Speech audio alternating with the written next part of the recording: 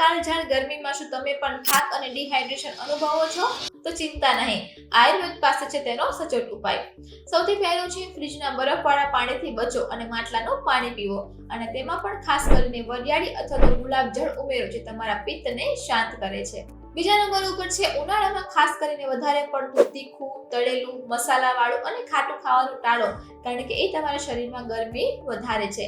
એની જગ્યાએ તમે તરબૂચ, દ્રાક્ષ, નારિયેળ પાણી, છાશ જેવી શીતળ અને પચવામાં હળવી વસ્તુઓ તમારા ડાયટમાં શામિલ કરો. ત્રીજા નંબર ઉપર છે સુતરાઉ એટલે કે કોટનના કપડાં પહેરવાનું રાખો. ચોથા નંબર ઉપર છે બપોરના આકરા તડકામાંથી આવીને તરત જ ઠંડા પાણીથી નહાવાનું ટાળવું જોઈએ.